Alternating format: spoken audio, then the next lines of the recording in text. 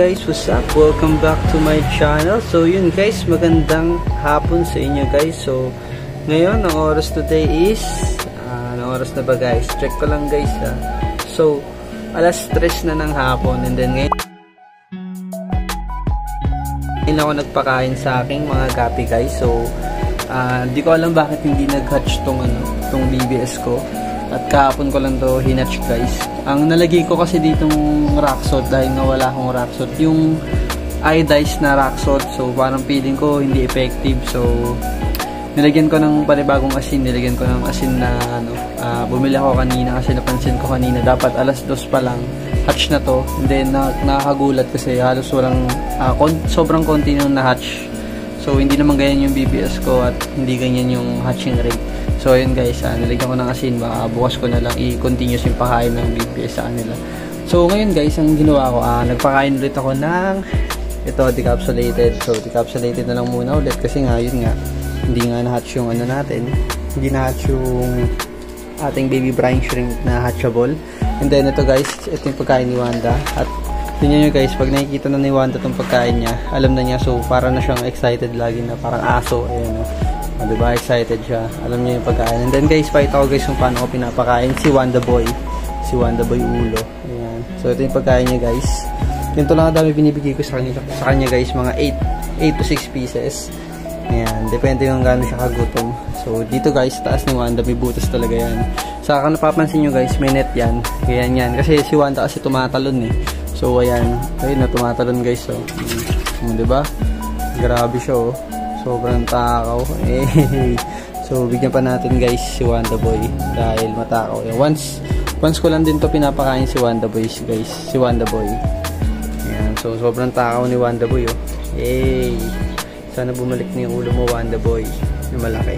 So yun guys, ganyan ako magpakain kay Wanda Boy at sobrang aggressive niya, sobrang takaw niya, yung grabe lungot ng tubig niya. So bukas ako mag-water change kasi nga wala na namang tubig. So ayan, nagigibigib na kami. Buti na lang may mga stock water ako na pampalit ng tubig in case na mawala ng tubig. Sumakto sa water change. May pamalit ako guys. So yun guys, update tayo sa ating gapi. Ito guys binukod ko na tong isang bluegrass na to at ayan, lumaki kasi yung tiyan niya.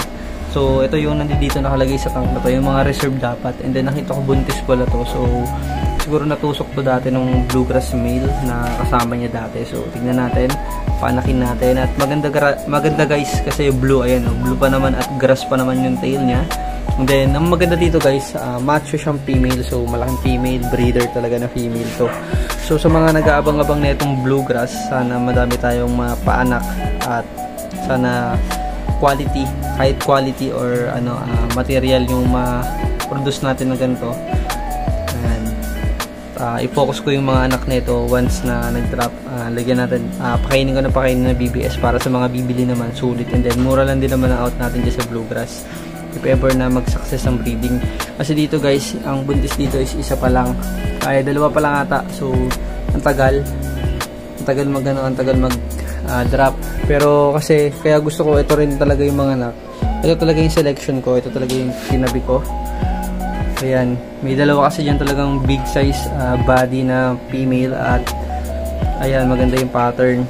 Saka yung talaga guys, yung katawan. So katawan kasi ang hinahabol natin sa mga female. And then sa naman, sa male naman, ayan yung pagkapino ng grass at delta. Ayan, sobrang blue pa guys, diba? Kita nyo. So ayaw lang mag-focus guys ng camera kasi against the light tayo. So ayan.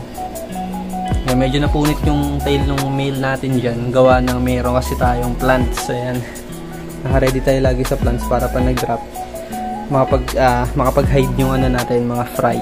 Ayan guys. So meron tayong dyan, hornwort. Ayan. Siguro yun yung sumisira sa tail ng lalaki pag tumatama-tama kasi yan kapag nagsiswim, tumatama sa mismong sa mismong hornwort. So napupunit, pero masipag naman humabol to. And then kakapakain ko lang din dito guys ulit ng APK natin. Ayan. So once lang yung feeding ko. Ayan. So makikita naman natin talagang grabe rin yung lumot na taing nila. Ayan. So bukas na lang siguro ako mag-water change. Ayan, bukas. Ayan. As dito guys, ito rin, pregi na rin to. Itong RDSS na rin dito na female. Ito inaabangan ko kasi sobrang laki na rin talaga guys ng tiyan. Ngayon makita nyo ba guys? ng tiyan niya guys.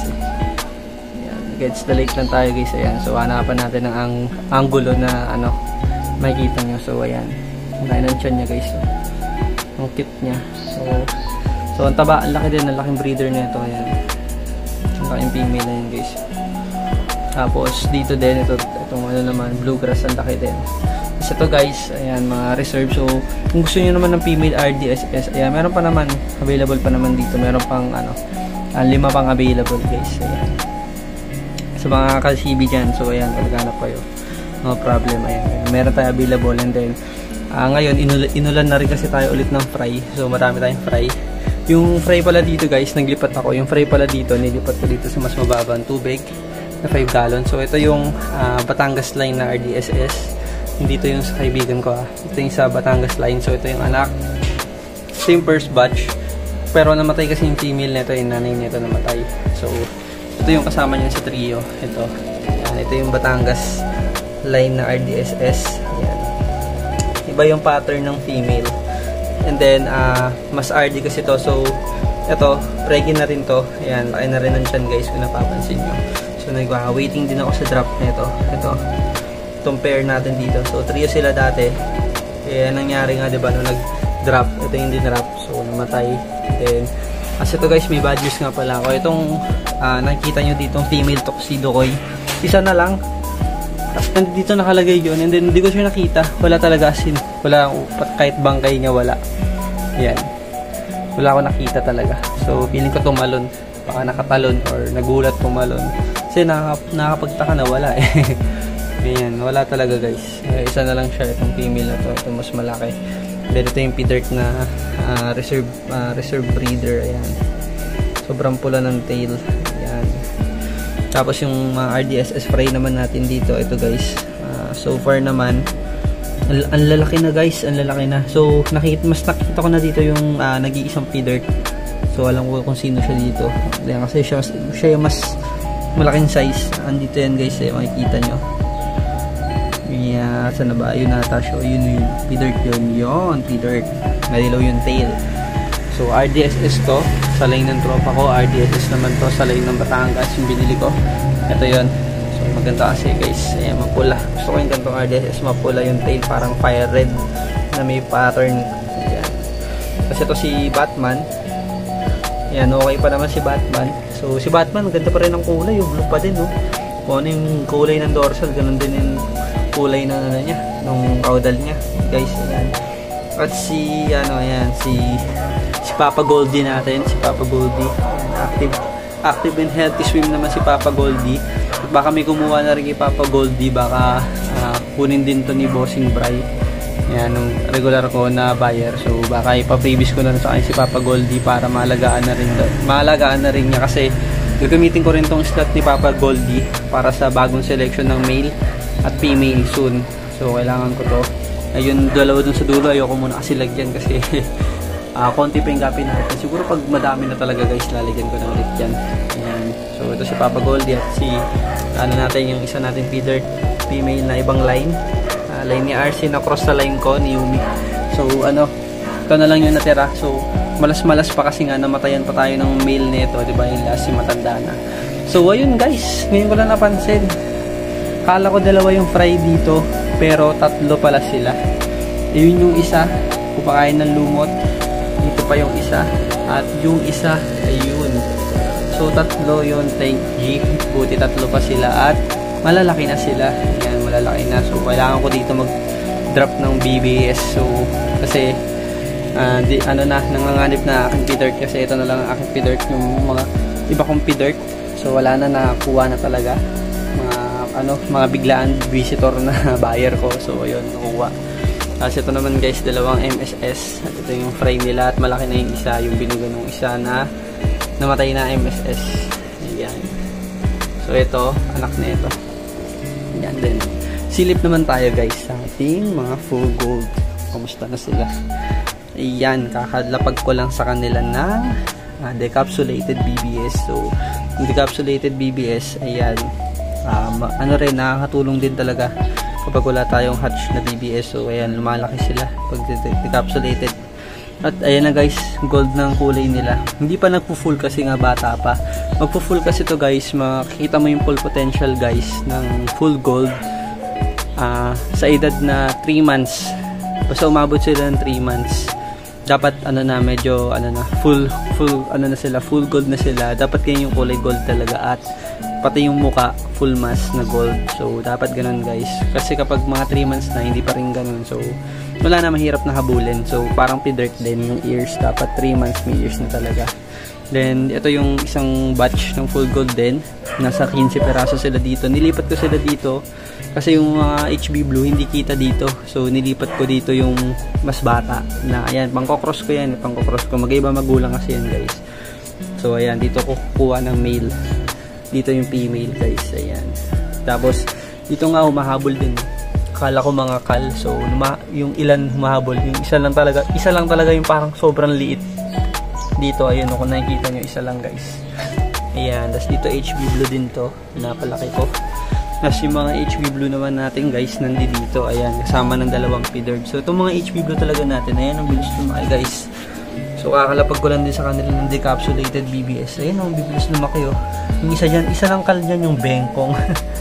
Yung bengkong, pero the rest ako sa coloration wala talaga. So yun, p-dirt din na yan. 1 month yung p-dirt na yan. Ay, di pa wala 1 month to. Bata pa to kasi hindi naman ko to kasabay ng gold. Pero ang laki, ayan, ang laki na. Isang male at female yung p-dirt na yan. Galing yun dun sa may p-dirt na nandun dun. Tapos ito guys, yan, itong ano natin, pastel. Happy lang sila dito sa malaki nilang 10 gallon tank. Yan, ang active ng ano natin, ng female, active. Tapos yung male, sana yung male natin maganda, yung binili natin sa tropa. Ayan, ito, mukhang nabugbog guys. Ayun, nag-aaway sila, mukhang nabugbog. Yun yung nang-aaway kasi itong female natin guys eh. Oh. Feeling ko kasi buntis to eh. Buti na lang malaki yung ngayon nung nag-aaway. So try ko nga munang bukod to. Bukod ko na lang itong male. Kasi binubuli. Hindi pwedeng ganun. So ang gagawin ko, lalagay ko sa lagay ni Goldie. Sama ko siya kay Goldie Boy. Yun. Kasi peres naman sila lalaki. Ayan. Kay Goldie Boy ko muna lagay, baka mas stress to. Kasi ito guys, kukunin ko dito yung mga kitikiti. Papakain ko sa mga breeder natin yan guys. Ayan. Yun, dami ko yung kitikiti guys. Nalamok tayo dito, kinakata tayo ng lumok eh. Ito yun lang guys, di ko napapakita kung paano ko pinapakain yung kitikiti kasi sinasayipon ko lang naman yan. And then yun lang din guys yung update natin sa ating mga gabi. At ayan si Wanda Boy, galit na naman si Wanda Boy. Sobrang pakaw.